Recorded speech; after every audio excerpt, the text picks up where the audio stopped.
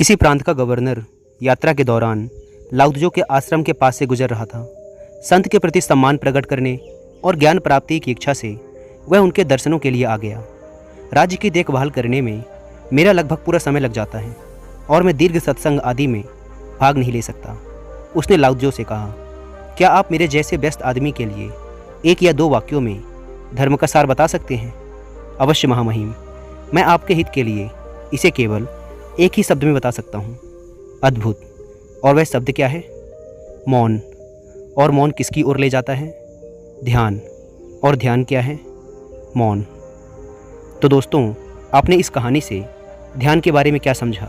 Comment करके ज़रूर बताइएगा। एक समुराई जिसे उसके शौर्य, ईमानदारी और सज्जनता के लिए जाना जाता था, एक जैन सन्यासी से सलाह लेने पहुंचा। जब सन्यासी ने ध्यान पूर्ण कर लिया, तब समुराई ने उससे पूछा, मैं इतना हीन क्यों महसूस करता हूँ? मैंने कितनी ही लड़ाइयाँ जीती हैं, कितने ही असहाय लोगों की मदद की है, पर जब मैं और लोगों को देखता हूँ तो लगता है कि मैं उनके सामने कुछ नहीं हूँ। मेरे जीवन का कोई महत्व ही नहीं है।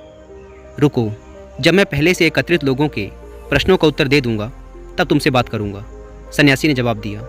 समुराई इंतजार करता रहा। शाम ढलने लगी और धीरे धीरे सभी लोग वापस चले गए। क्या अब आपके पास मेरे लिए समय है?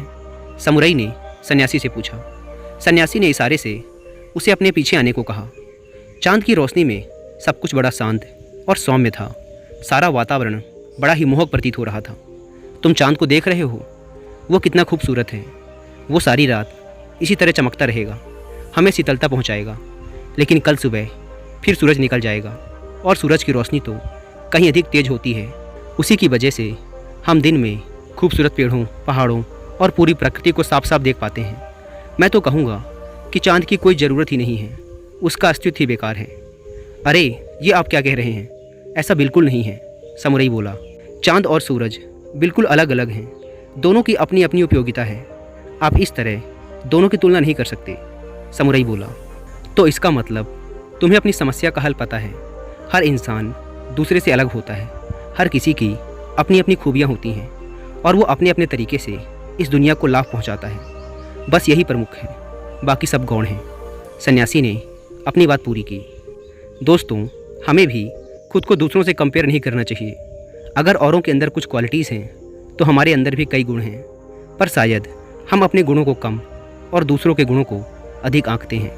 हकीकत तो ये है कि हम सब यूनिक हैं और सभी किसी न किसी रूप में स्पेशल हैं। इसलिए कभी भी किसी से अपनी तुलना ना करें। दोस्तों, यह मैं आपको एक बुक रिकमेंड करूंगा जिसका नाम है what to say when you talk to yourself. अगर आप शब्दों की ताकत को समझ गए तो आप अपने बारे में कभी भी कोई नेगेटिव कमेंट नहीं करेंगे। और यह बुक यही सिखाती है कि बात करते समय हमें खुद के बारे में कैसे शब्दों का उपयोग करना चाहिए। अगर आप चाहें तो इस बुक की हिंदी में समरी भी सुन सकते हैं कुकू एफएम ऐप पर। कुकू एफएम इंडिया का सबसे बड़ा ऑडियो बुक प्लेटफॉर्म है, जिसे डाउनलोड करके आप बहुत से कोर्सेस और हजारों ऑडियो बुक्स को सुन सकते हैं, वो भी अपनी मनपसंद लैंग्वेज में। अभी इसकी एनुअल मेंबरशिप के साथ चल रहा है 50% का डिस्काउंट, यानी कि 399 की बजाय देने होंगे सिर्फ 199 रुपीज़ अगर आप यूज़ करते हैं कूपन कोड WI50। लेकिन जल्दी करें, क्योंकि यह ऑफर सिर्फ पहले 250 यूजर्स को ही मिल पाता है। इस ऐप की लिंक भी आपको डिस्क्रिप्शन एंड फर्स्ट कमेंट पर मिल जाएगी। एक प्रसिद्ध जैन महात्मा किसी राजा के महल में दाखिल हुए। उनके व्यक्तित्व की गरिमा के कारण किसी भी द्वारपाल में उनको रोकने का साहस नहीं हुआ और वे सीधे उस स्थान पर पहुंच गए जहां राजा अपने सिंहासन पर बैठा हुआ था। राजा ने महात्मा को देखकर पूछा, आप क्या चाहते हैं? मैं इस सराय में रात गुजारना चाहता हूँ, महात्मा ने कहा। लेकिन यह कोई सराय नहीं, यह मेरा महल है, राजा ने अचंभे से कहा। महात्मा ने प्रश्न किया, क्या आप मुझे बताएंगे कि आपसे पहले इस महल का स्वामी कौन था? राजा ने कहा, मेरे पिता, उनका निधन हो चुका है। और उनसे भी पहले? महात्मा ने पूछा। मेरे दादा, वे भी बहुत पहले दिवंगत हो चुके हैं, राजा बोला। महात्मा ने कहा, तो फिर ऐसे स्थान को जहाँ लोग कुछ समय रहकर कहीं और चले जाते हैं आप सराय नहीं कहेंगे तो और क्या कहेंगे? दोस्तों, आपने इस कहानी से क्या सीखा?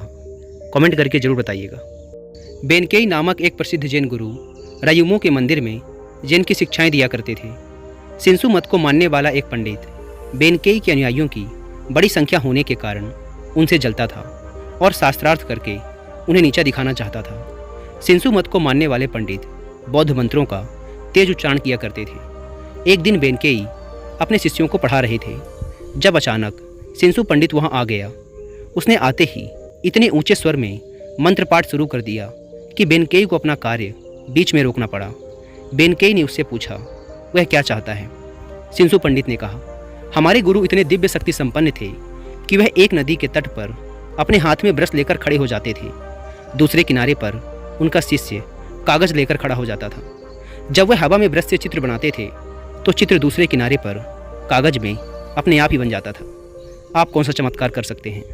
बेनकेई ने धीरे से जवाब दिया, आपके मठ की बिल्लियाँ भी शायद यह कर सकती हों, पर यह शुद्ध जिन का आचरण नहीं है। मेरा चमत्कार यह है कि जब मुझे भूख लगती है तब मैं खाना खा लेता हूँ, जब मुझे प्यास लगती है तब मैं पानी पी लेता हूँ, बस। दोस्तों, आपने इन चारों कहानियों से क्या सीखा? कमेंट करके ज़रूर बताइएगा। धन्यवाद।